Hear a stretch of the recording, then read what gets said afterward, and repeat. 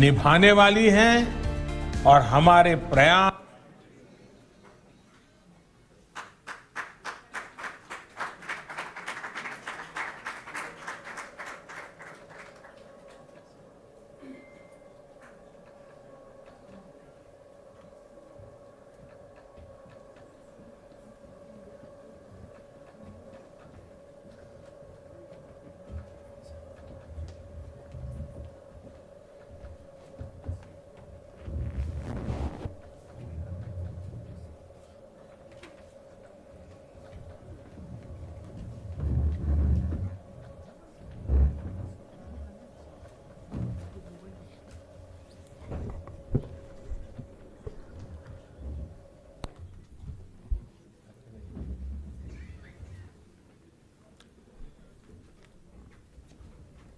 Namaste, good evening, ladies and gentlemen. Welcome to the book release event. It is my great privilege to extend a warm welcome to Shri Bhupender Yadav, Honorable Union Cabinet Minister for Environment, Forest and Climate Change, and Labor and Employment. आपका बहुत स्वागत है भूपेंद्र जी. I would also like to warmly acknowledge the presence of Professor Vivek Debroy, Sri Ranjit Pachnanda ji, and Dr. Nirbam Ganguly, the editors of the book, as well as Sri Rajan Arya of Pentagon Press. Before proceeding further, I request Sri Rajan ji to felicitate the chief guests, the Honorable Minister, Sri Bhupender Yadav,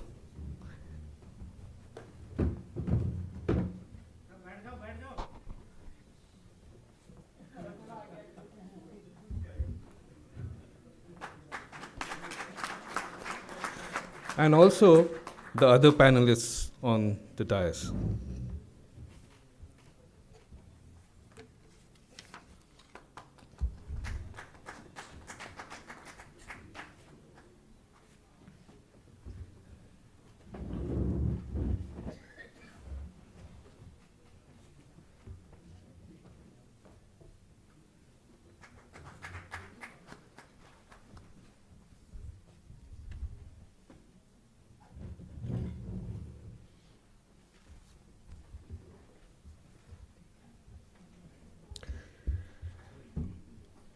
Modi Energizing a Green Future is a collection of 18 chapters written by experts from India and abroad.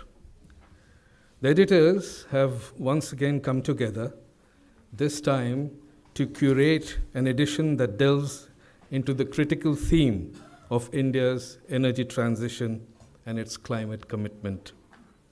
This quartet had earlier brought out Modi 2.0, a resolve to secure India. And on behalf of the editors, I want to express our gratitude to the contributors for their valuable contribution to this volume, and some of them are here in midst of you all. This exercise marks yet another stride from the chambers of Dr. Shyama Prasad Mukherjee Research Foundation, and is a testament in the foundation's dedication to fostering informed discourse.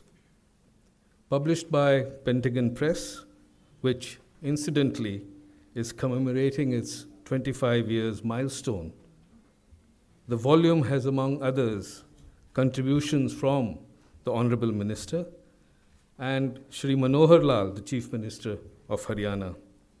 Let me take this opportunity to quote a line from the Minister's chapter, and I quote, "From a power deficit nation at independence, the efforts to make India energy independent gained momentum in 2014. Today, we are a power surplus nation with a total installed electricity capacity of over 4 lakh megawatt.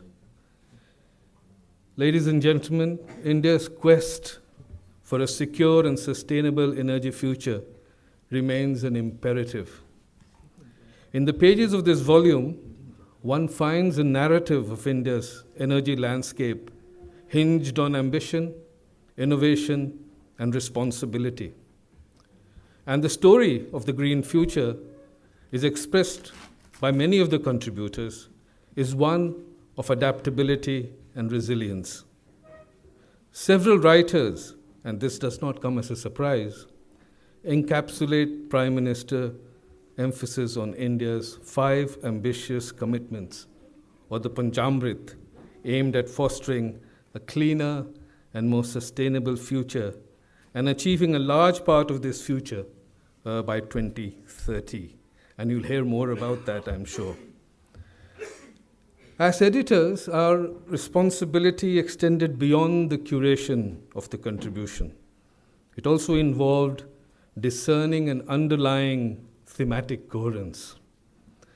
And one that comes out in this volume in a nuanced way is that a peaceful future, a healthy future, a life of dignity is intrinsically intertwined to a green future. And how much we all would like this.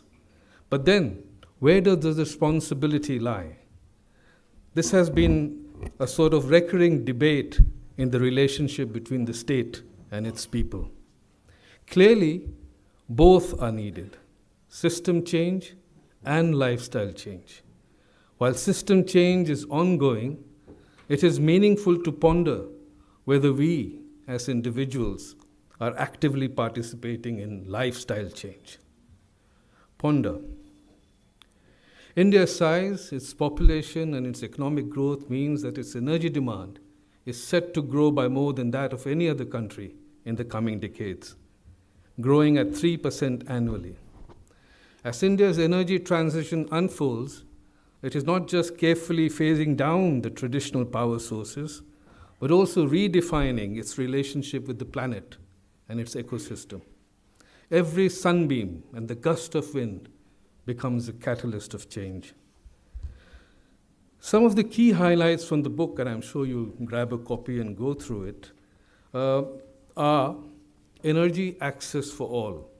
This undoubtedly is a cornerstone of India's energy future. But equally important, and as the writers write, is the questions of affordability and reliability of the energy supply. India, ladies and gentlemen, needs more energy, not less, and needs to diversify its sources. And this comes out in most of the chapters. Another highlight would be a renewable revolution towards non-fossil energy sources. Some chapters capture the technological innovation, such as smart grids, energy storage solutions, and advancement in electric mobility. These are highlighted, emphasizing transforming how energy is generated, distributed, and consumed. Policy imperatives focus a lot on energy efficiency, sustainable urban planning, and stringent emission standards. And finally, one of the highlights also emphasizes on global collaboration that recognizes the interdependence of nations and the collaborative efforts and partnerships required in achieving sustainable energy goals. There is one particular sentence that powerfully expresses it. An awakened collective environmental consciousness, driven by an awakened and active sense of climate justice, will play a crucial role in shaping the Asian century. We hope this volume will contribute to the discussion on India's energy transition and the vision of a green future. I once again extend my gratitude to all of you for gracing this evening. Thank you.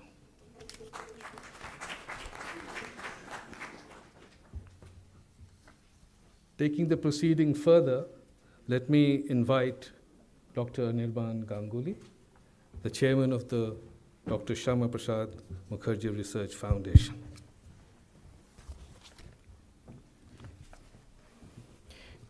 Thank you, Dr. Sinha. You have made my work fairly simple, because there's a lot that I had wanted to say that you've already so articulately expressed.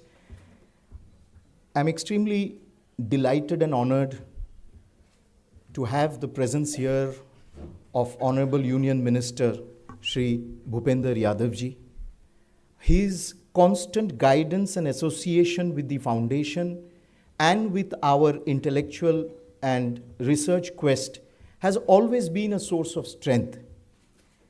And being the principal lieutenant of realizing Prime Minister Shri Narendra Modi's environmental vision, I think it augurs well, and it's a resounding start to the new year to have the release of this volume in his presence and by him. I think it makes our effort. We have the distinguished editors sitting here on the dais with him. We have an eminent gathering here. Vice Chancellor of JNU, Professor Shri Pandit ji is here, and many other former Ambassador Dinkar Srivastav ji, who is also a contributor to this volume, and many other eminent friends are here. I think this gathering is extremely significant and symbolic, therefore.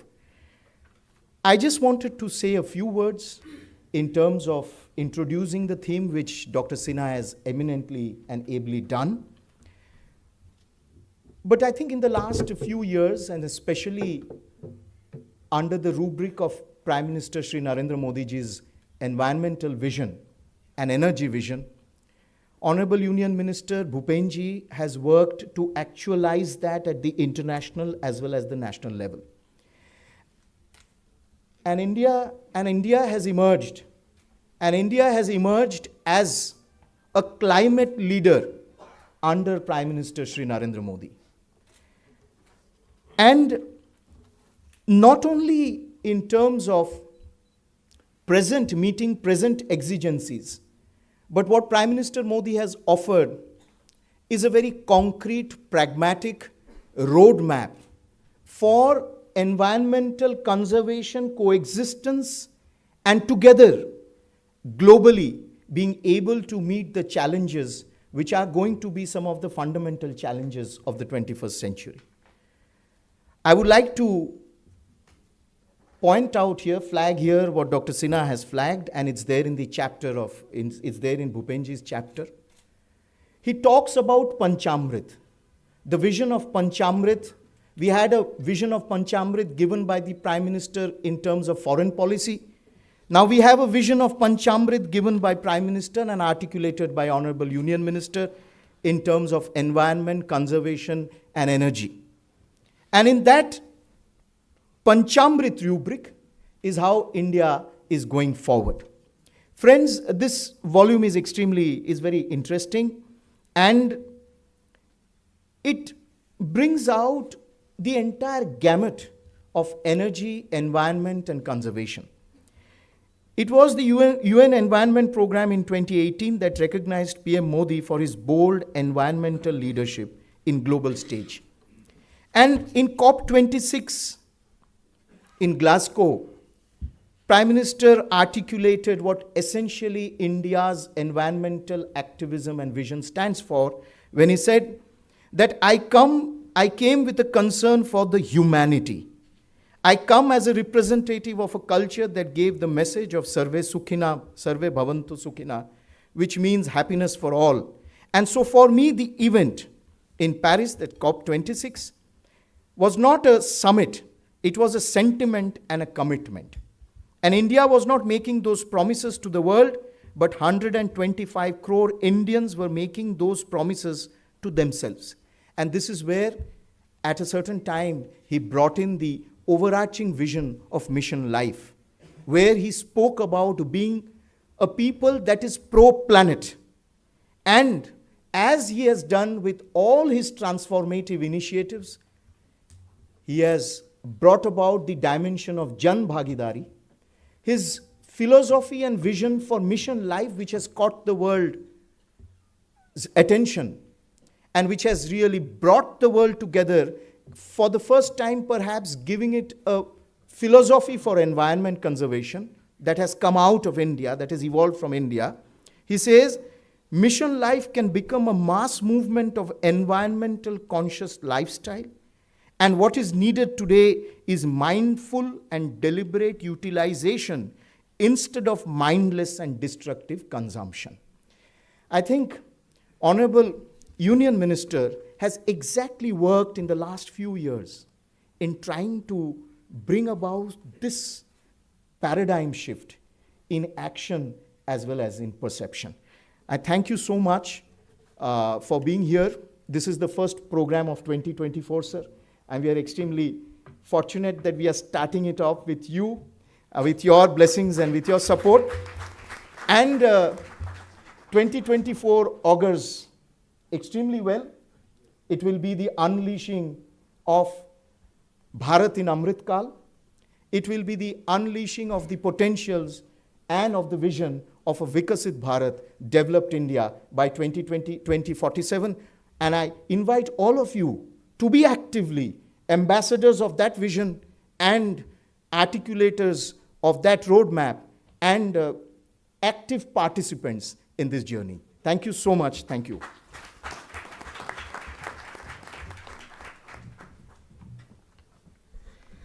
Taking the proceeding further, I have great delight in calling Shri Ranjit Pachnanda to the podium. His experience as the former chairman of the Haryana Electricity Regulatory Commission went a long way in galvanizing and energizing the content of this volume. Ranjit ji.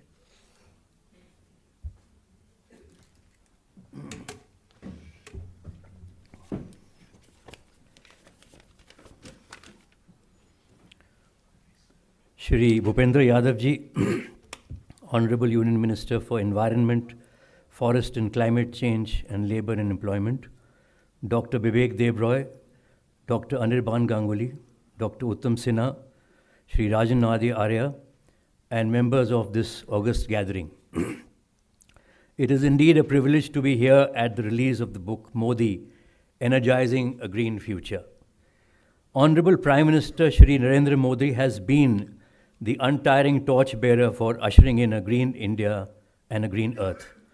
The nation's commitment to the world community is strengthened by Prime Minister Modi's announcement in COP26, achieving net zero emissions by 2070, raising India's non-fossil fuel-based energy generation to 500 gigawatts, meeting 50% of the country's energy requirement through renewable sources by 2030, and reducing carbon intensity by 45%. The UN Emission Gap Report has concluded that India is well on its way in achieving nationally determined contribution targets with its laser-focused policies. India, under the dynamic leadership of our Prime Minister, is a trailblazer in the field of climate action to reduce carbon emissions. Very few countries have this stellar achievement, which has been spearheaded by Prime Minister Narendra Modi ji. The Climate Tracker acknowledges the fact that India is the only G20 country whose NDCs are 2 degrees compliant and is poised to achieve 1.5 degree centigrade goal of global warming. The Prime Minister's initiative for climate change include setting up of 500 gigawatts renewable power generation capacity, land degradation neutrality, the National Green Hydrogen Mission, self-reliance in energy production by 2047, 100% electrification of Indian Railways by 2024, net zero by 2070 as already mentioned, 20% ethanol blending targets has been advanced to 2025, 5,000 compressed biogas plants, the FAME 2 scheme, and promoting key sectors with a strong backward and forward linkage.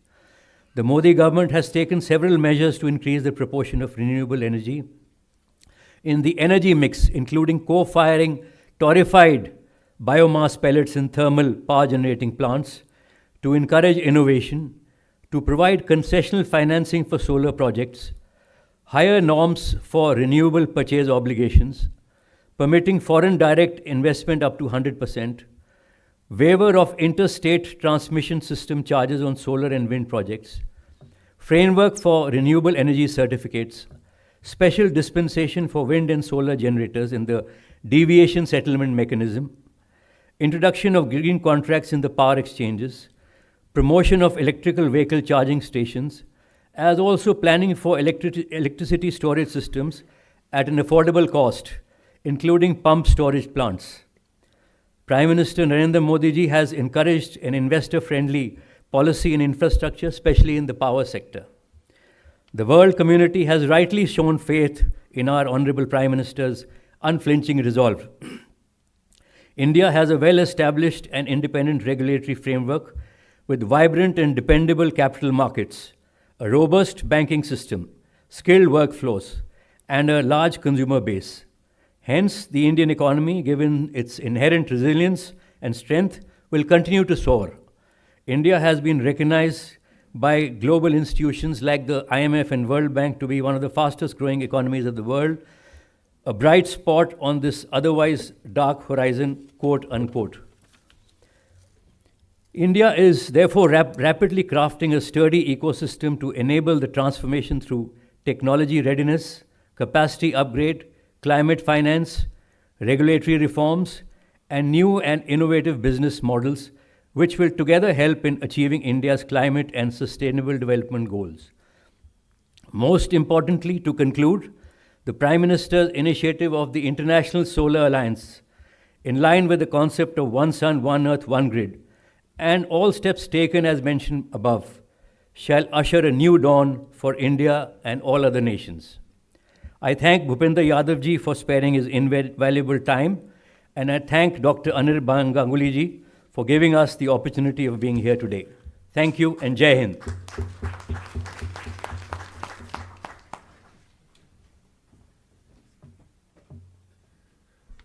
Thank you, Ranjit Pachnanda ji. It is said editors have big ego, but when it comes to Professor Vivek Debroy, the things big about him is his humility, intellectual sophistication, and academic rigor. Professor Debroy?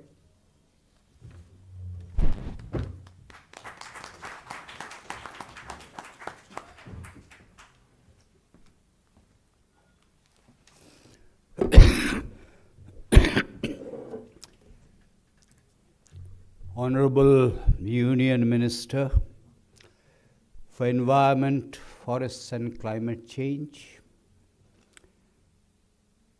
Bhupender Yadav ji, Dr. Uttam Sinha, Dr. Anirban Ganguly, Sri Ranjit Pachnanda and Sri Arya, and ladies and gentlemen.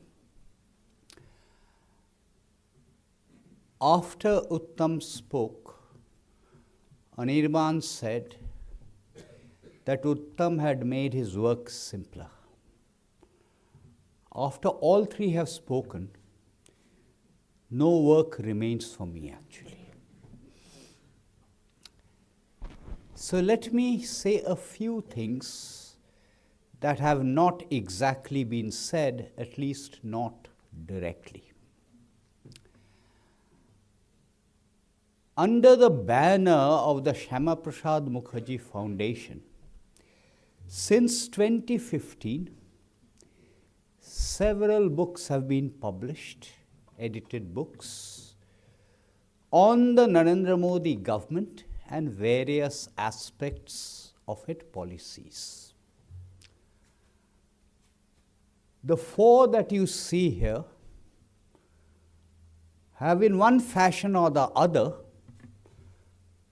been involved, not necessarily all four together, have been involved as editors. Uttam called it a quartet. I would prefer to think of it as a quadrilateral because we have Pentagon. Invariably, when a book is conceived, one or the other of these four culprits is the origin of the idea. Let's do a book on this. And I must publicly acknowledge that the spark for this book, the idea for this book, came from Ranjit Pachnanda. I'm sure you will read the book. I'm sure you will purchase the book, enrich Pentagon Press in the process.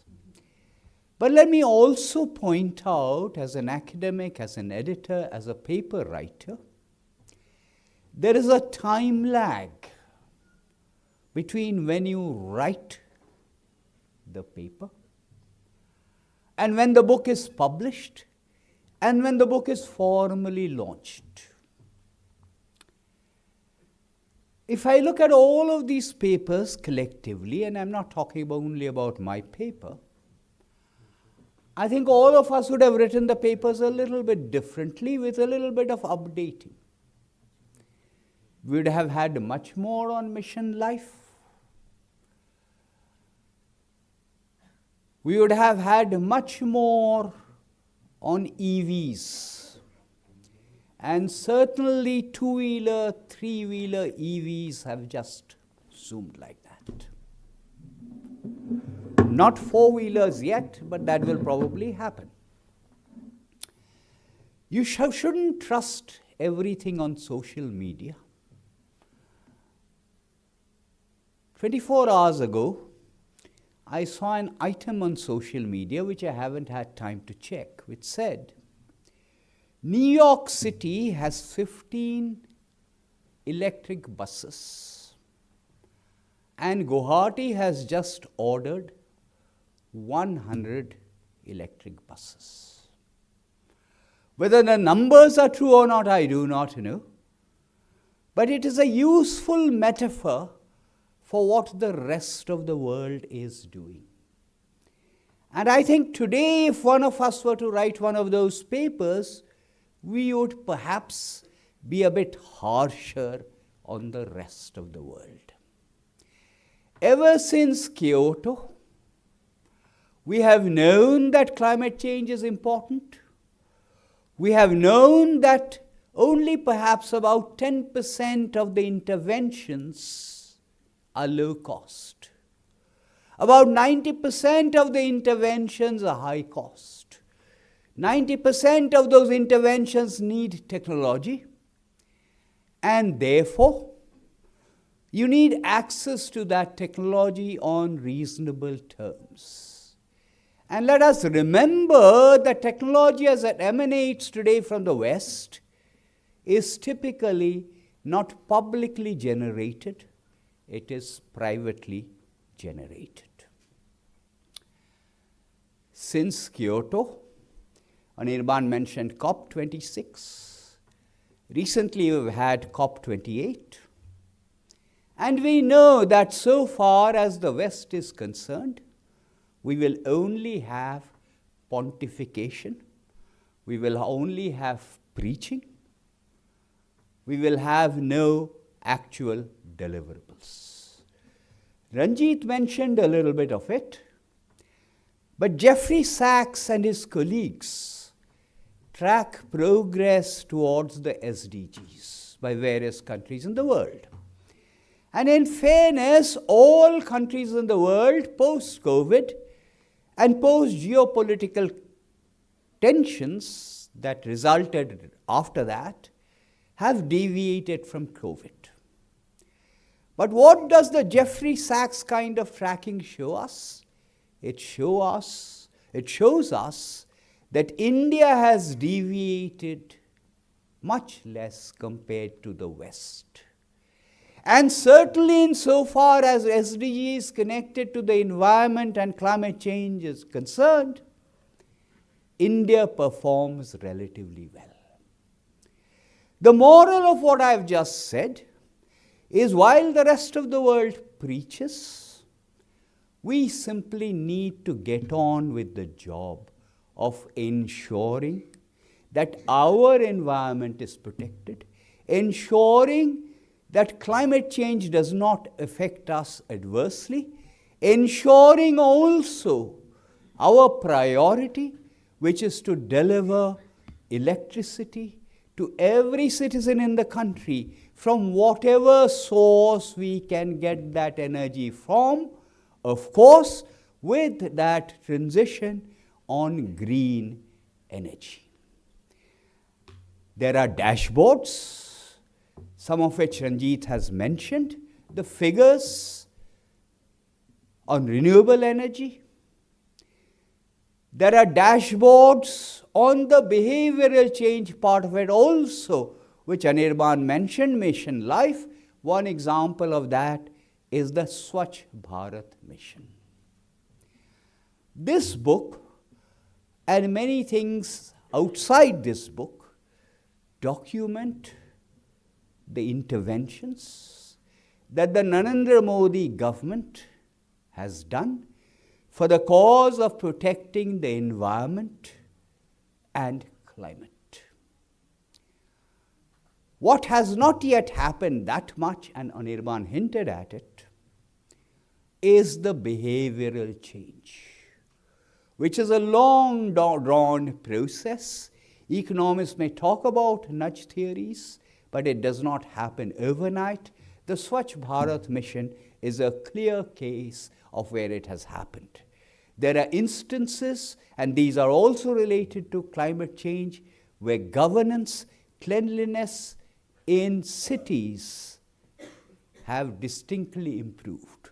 In other words, the consciousness, I think, has seeped in amongst a certain slice of Indians that environment, climate, these are important for all of us, not merely for the government. Thank you very much. I hope you will read the book, although I said it is dated.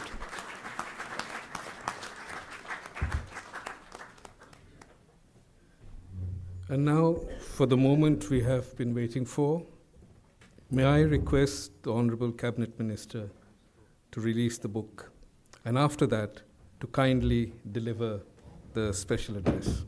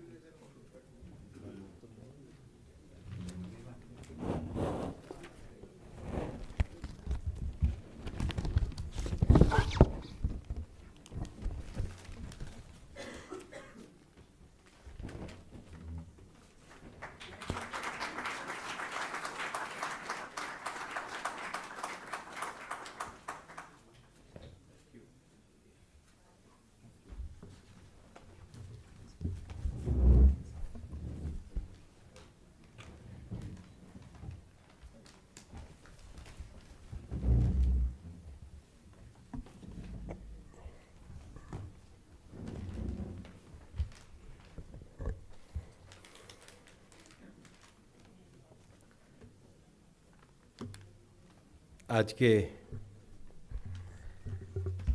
इस book release function में मंच पर उपस्थित मेरे मित्र श्री अनिर्बान गांगुली जी, professor विवेक देबरॉय जी, रंजीत पंचनंदा जी, उत्तम सिन्हा जी, रंजन आर्य जी और यहाँ उपस्थित सभी प्रबुद्धगण। मैं अनिर्बान जी से पूछ रहा था कि आप लोगों ने बुक एडिट करी है और तीनों एडिटर ने जब बोल लिया है तो मेरा भी मंत्री के नाते काम बुक का आपका रिलीज़ करना हो गया है, या इसमें कुछ जोड़ना भी है।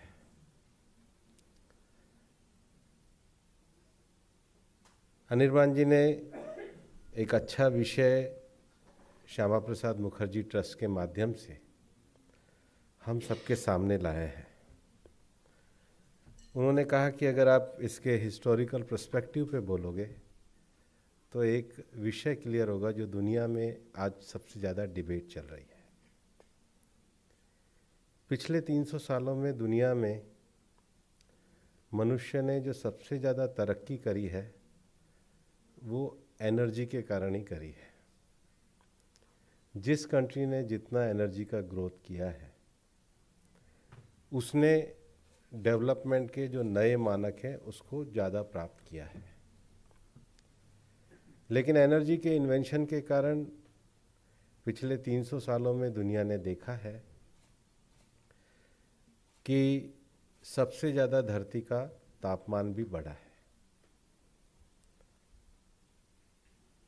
और जब धरती का तापमान भी बढ़ा है, एनर्जी इन्वेंशन का सबसे ज़्यादा फ़ायदा भी अगर पूरी दुनिया में जितने स्पीशीज़ हैं किसी को फ़ायदा हुआ है तो मनुष्य को ही हुआ है।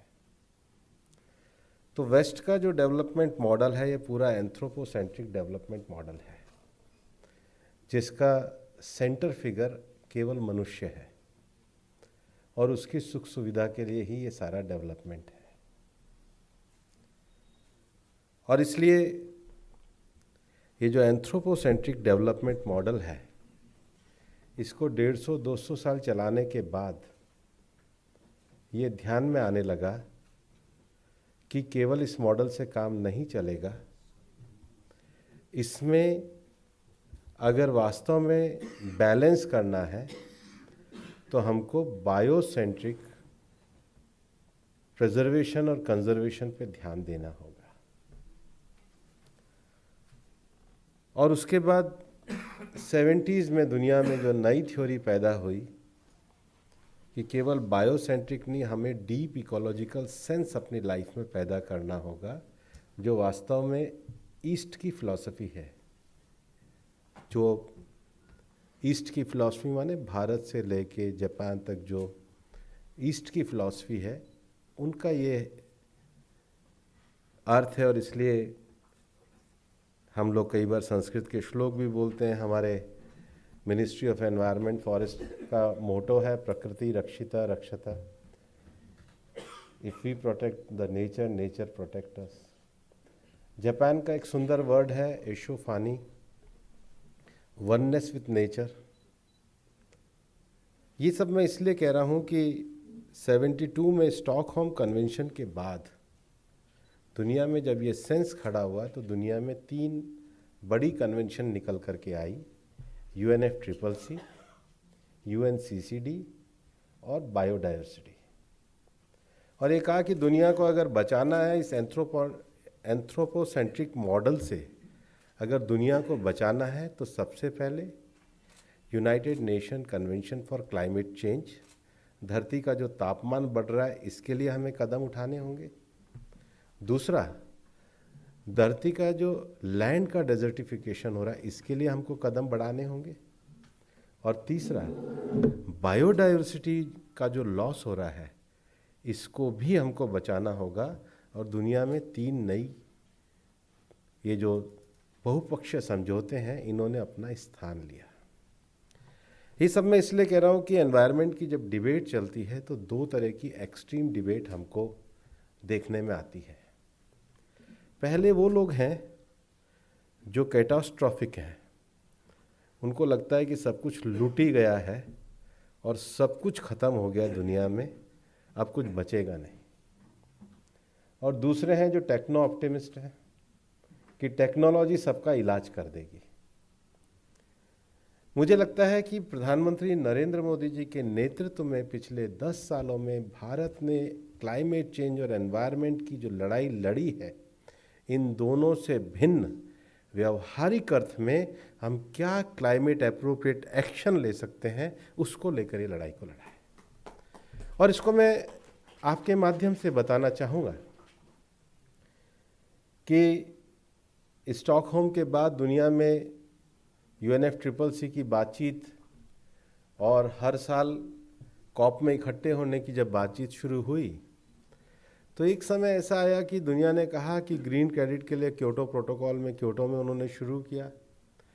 और उसके बाद बाली आते आते वो सारी वार्ताएं बिगड़ गई।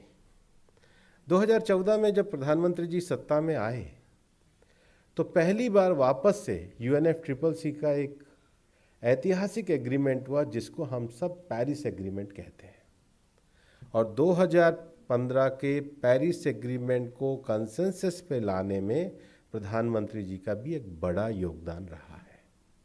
और ये मैं इसलिए कह रहा हूँ कि दुनिया के सब देशों ने 2015 में जो पेरिस एग्रीमेंट किया उसमें कहा कि हमारा संयुक्त दायित्व है कि बढ़ते हुए तापमान को रोका जाए। पर डिबेट एक बहुत बड़ी है कि जिन्होंने पिछले 200 साल, जैसे अभी प्रोफेसर विवेक देबराय कह रहे थे, और अंतर्राष्ट्रीय वार्ताओं में जाते हैं तो हमारा ये सबसे बड़ा मुद्दा रहता है कि पिछले 200 सालों के इस सारे डेवलपमेंट में आपने सबसे ज़्यादा कार्बन स्पेस को घेरा है, और अब जब डेवलपिंग कंट्रीज़ की बारी आती है तो आप उन पर मनमाने तरीके से अपने लक्ष्यों को नहीं थोप सकते। और इसलिए पेरिस एग्रीमेंट में कहा कि दुनिया के सारे देश इकट्ठे होकर के इस बात पे कलेक्टिवली तय करें कि धरती के तापमान को रोकने के लिए हमको कार्य करना है, लेकिन अपने अपने देश की परिस्थिति के अनुसार। और इसलिए हर देश अपने अपने एनडीसीज डिक्लेयर करे, नेशनल डिटरमिन्ड कॉन्ट्रीब्यूशंस। और मैं इसलिए कह रहा हूँ, प्रधानमंत्री जी के नेतृत्व में भारत ने किस प्रकार से विषय को आगे बढ़ाया, जो अभी प्रोफेसर पचनंदा अपने स्टेटमेंट में यूएन गैप रिपोर्ट का जो हवाला दे रहे थे कि 2015 में सभी देशों को जो एनडीसीज डिक्लेयर करने थे, भारत ने अपने 8 एनडीसीज डिक्लेयर किए। 3 हमारे क्वांटिटेटिव थे और 5 हमारे क्वालिटेटिव थे। जो 3 हमारे क्वांटिटेटिव एनडीसीज थे उसमें एक था कि भारत रिन्यूएबल में अपनी क्षमता को 2030 तक 40% को प्राप्त करेगा, और दूसरा हमारा ये लक्ष्य था क्वांटिटेटिव कि जो हमारा एनर्जी जो एमिशन को कम करने का लक्ष्य है वो हम 33% करेंगे। और मुझे ये बताते हुए खुशी है कि हम G20 में एकमात्र देश हैं जिन्होंने 2030 के इस लक्ष्यों को 2021 में ही प्राप्त कर लिया, समय से 9 साल पहले। और हम ये जानते हैं कि दुनिया में जब इन लक्ष्यों को प्राप्त करना होता है तो डिबेट सेमिनार तो एक अलग विषय है, लेकिन इसमें हम क्लाइमेट एक्शन प्रोग्राम कैसे लेंगे। और इसलिए 2015 में जब पेरिस एग्रीमेंट हुआ, रिन्यूएबल के क्षेत्र में क्षमताओं को बढ़ाने की बात हुई, तो ये तो ठीक है और ये अंतर्राष्ट्रीय बातचीत में चलता भी, और हम हमेशा इस लड़ाई को लड़ते हैं कि जितने भी डेवलप्ड कंट्रीज़ हैं, मैं आपको एक डाटा आपको बताना चाहता हूँ, आपको पूरा ध्यान आएगा कि इस डिबेट का स्वरूप कैसा है। हमारा धरती का लगभग 2.5% के करीब पूरी हमारे पास लैंड है दुनिया की, और हमारी पॉपुलेशन 17% है। हमारा जो कार्बन एमिशन है वो 4 कुछ % है। तो हमें कहते हैं कि हम दुनिया के चौथे बड़े देश कार्बन एमिशन करने वाले हैं। लेकिन आपको पता है कि जो 17% अगर सारे डेवलप्ड कंट्रीज, मतलब जितना यूरोपियन यूनियन और सबको मिला दिया जाए और उनकी 17% पॉपुलेशन को जोड़ दिया जाए, तो हमारा कार्बन एमिशन 4% है, उनका कार्बन एमिशन 60% है। हमारा स्कोप और स्केल बड़ा है। हम स्विट्जरलैंड, स्वीडन, लग्जमबर्ग, ये सबको मिलाकर अगर देखेंगे तो इनका कार्बन एमिशन 60% है, भारत का 4% है, और 54 अफ्रीकन कंट्रीज़ का मिला के 4% है। तो जो सबसे ज़्यादा कार्बन एमिशन कर रहे हैं, जिनकी सबसे ज़्यादा हिस्टोरिक रिस्पॉन्सिबिलिटी है, पहले उनको अपनी जिम्मेदारी पूरी करनी होगी। हम ग्लोबल साउथ को उनके विकास से नहीं रोक सकते। और इसलिए इसका जो सबसे बड़ा विषय है कि आखिर इसके लिए हम जो अपने नॉलेज शेयरिंग है, टेक्नोलॉजी शेयरिंग है, एक्सपीरियंस शेयरिंग है, इसके लिए क्या करें। तो भारत ने 2015 में माननीय प्रधानमंत्री जी की प्रेरणा से फ्रांस के साथ मिलकर इंटरनेशनल सोलर अलायंस बनाया, और उसका हेडक्वार्टर भी आज भारत में गुड़गांव में है।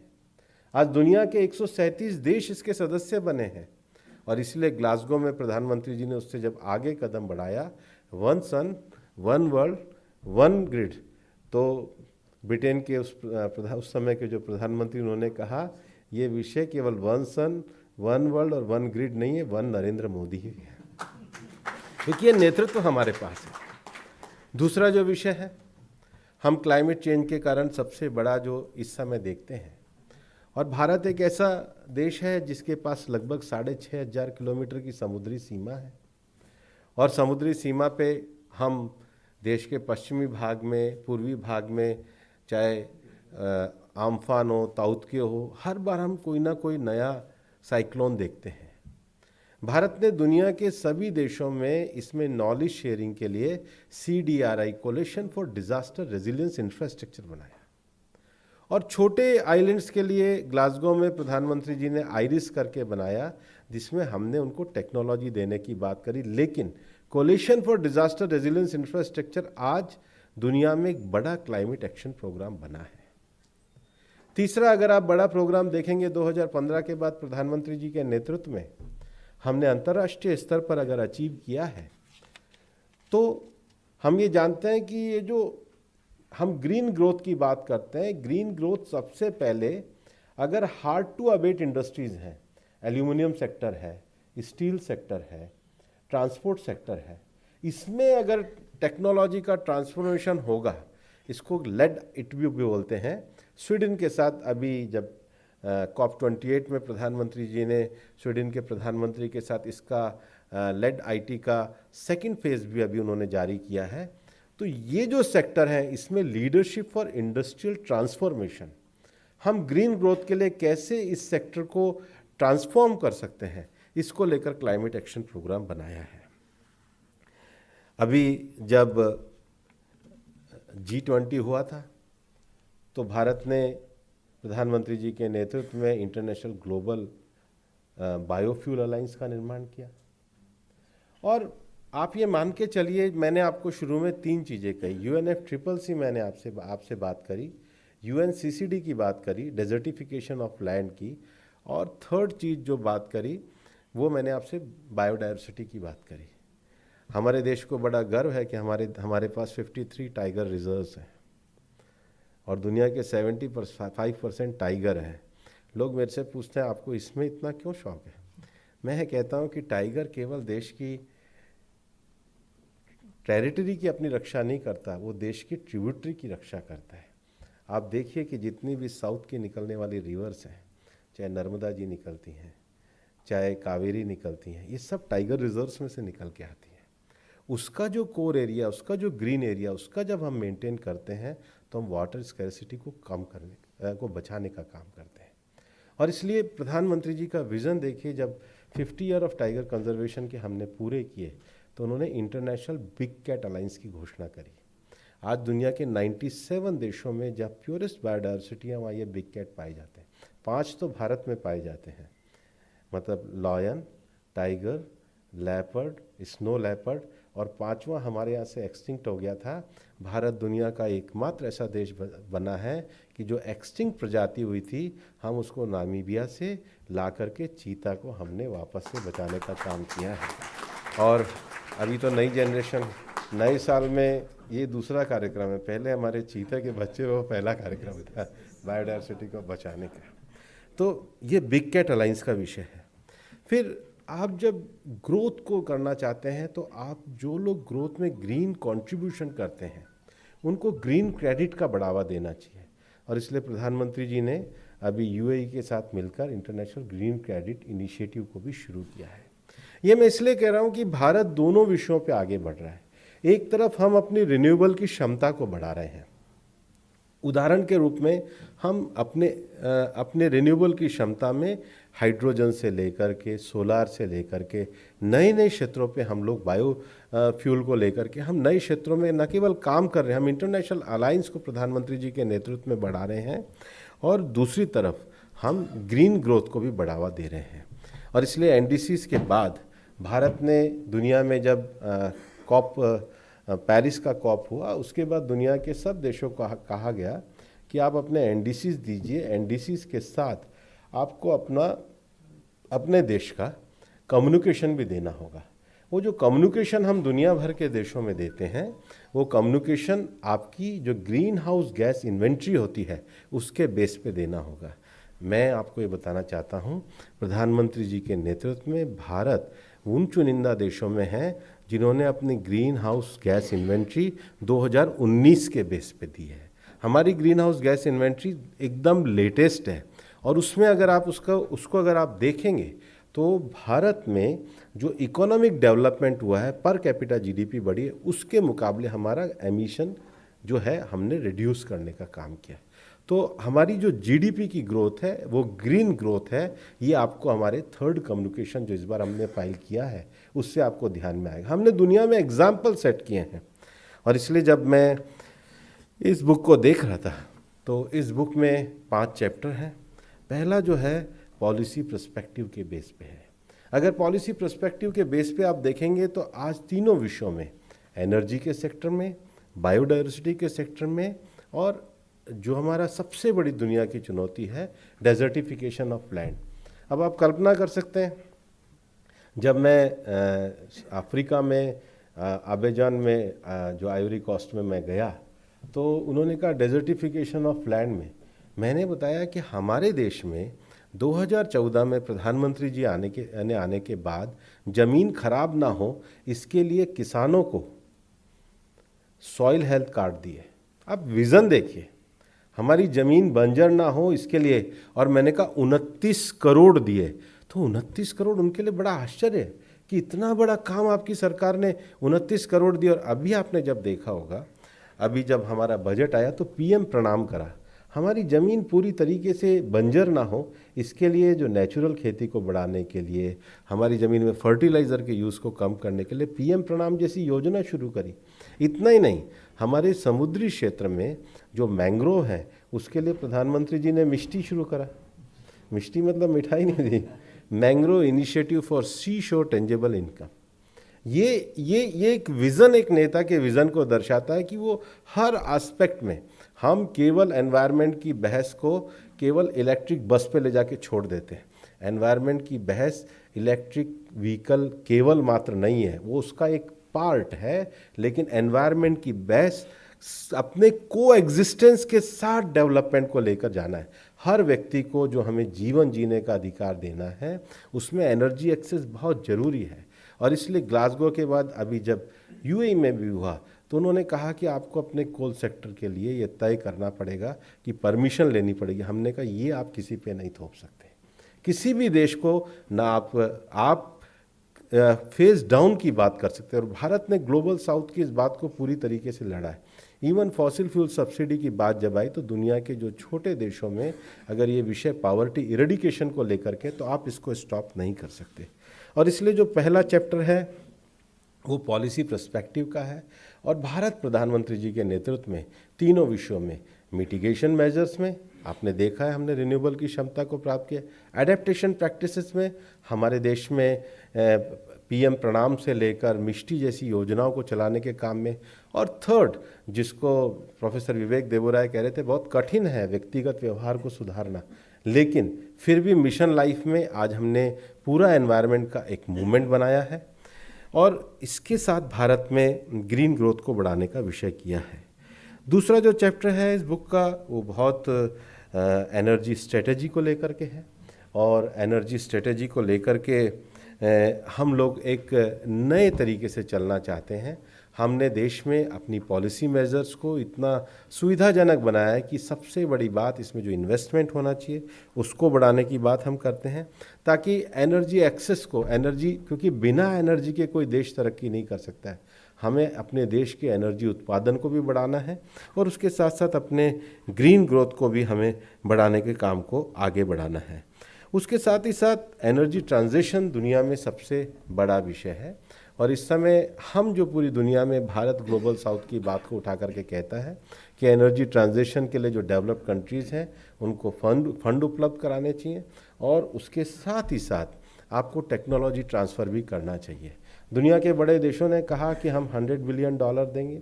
इस बार जब ये विषय आया तो OECD से उन्होंने तय करवाया कि हमने लगभग 90 बिलियन दिए हैं।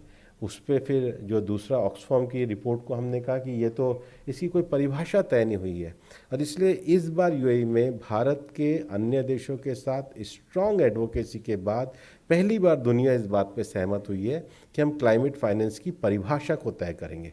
जब तक क्लाइमेट फाइनेंस की परिभाषा तय नहीं होगी तब तक डेवलपिंग कंट्रीज़ को जो मिलने वाला पैसा है वो प्राइवेट फाइनेंस है, वो पब्लिक फाइनेंस है, वो सब्सिडी है, वो मतलब कम ब्याज पे मिलने वाली राशि है। इसकी जब तक स्पष्टता नहीं होगी दुनिया में हम एनर्जी की विषमता को दूर नहीं कर सकते। और इसलिए भारत पूरी तरीके से विकासशील देशों की आवाज़ को उठाने का काम करता है। एनर्जी ट्रांजिशन के साथ रोड अहेड की बात भी इसके चैप्टर में, बुक के चैप्टर में आई है। मुझे लगता है कि 5 चैप्टर्स में प्रधानमंत्री नरेंद्र मोदी जी के जो विज़न है उसको काफ़ी अच्छी तरीके से इस बुक में रखने का प्रयास किया है। और मेरा ये मानना है कि 2047 का जो विकसित भारत है, तो भारत में जो प्रधानमंत्री जी ने वसुधैव कुटुंबकम का नारा दिया है, तो वसुधैव कुटुंबकम केवल मनुष्यों का नहीं हो सकता। और कल्पना कर लो कि धरती पर केवल इंसान ही इंसान हो, ना पेड़ हो, ना कोई जानवर हो, ना कोई पक्षी हो, कुछ भी ना हो, केवल इंसान और एनर्जी हो, तो ये धरती किसी के रहने लायक नहीं होगी, खुद इंसान के रहने लायक नहीं होगी। हमारा जो वसुधैव कुटुंबकम है, प्रधानमंत्री जी ने जो पूरी दुनिया को दिया है, 1 अर्थ, 1 फैमिली, 1 फ्यूचर। जब हम सर्वे भवन्तु सुखिना कहते हैं तो सबके एग्जिस्टेंस की बात करते हैं। इसलिए एनर्जी ग्रोथ करते हुए सारा एग्जिस्टेंस को लेकर के हम साथ चलें, और यही प्रधानमंत्री जी का दिल्ली डिक्लेरेशन हमने G20 में किया, और दुनिया आज उसी रास्ते पे बढ़ रही है। आज दुनिया के जितने भी डॉक्यूमेंट हैं उसमें जो अनिर्बान जी कह रहे थे, mindful utilisation rather than mindless consumption, इस पर आज पूरी दुनिया चलने लगी है, सस्टेनेबल कंजम्पशन पे चलने लगी है। ये विज़न प्रधानमंत्री नरेंद्र मोदी जी का है।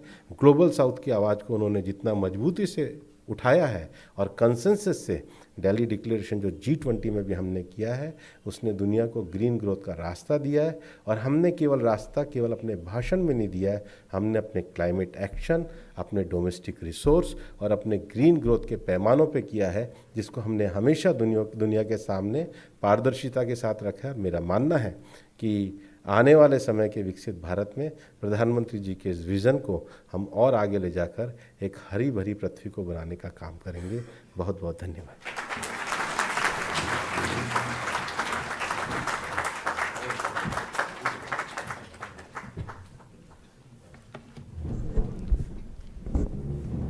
Thank you, Honorable Minister, for your insightful perspective on a very critical, crucial issue.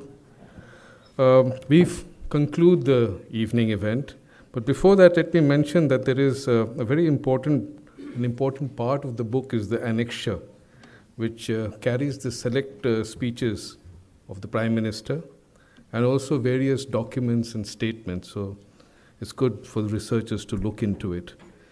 I thank you all, ladies and gentlemen, for coming over and wish you a very good evening.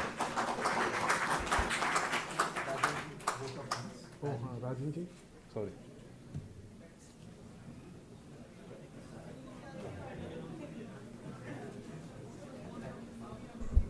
Just hold on, please.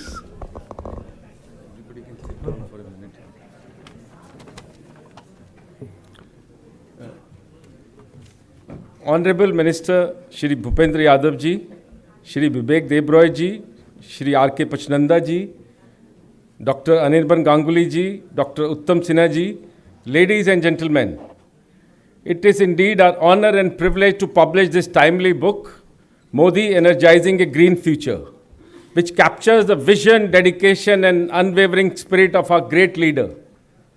To begin with, let me recite a shloka dedicated to Mother Earth. Om asato ma sadgamaya tamso ma jyotirgamaya mrityor ma amritam gamaya. Om shanti shanti shanti. This shloka resonates the essence of our gathering here today, and it means lead us from ignorance to knowledge, lead us from darkness to light. Let us all walk together on this journey towards a greener, brighter and more sustainable future. Together we move from me to we to ME. ME here means Mother Earth. So I would like now to convey my sincere appreciation and gratitude to Honorable Minister for sparing time and gracing the occasion.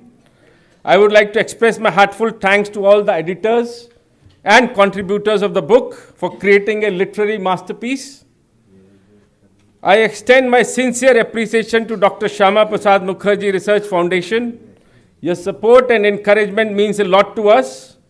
I would like to thank every one of you for gracing the occasion with your presence And to all the readers, a very big thank you. Let the book ignite the spark of change within all of us. Thank you.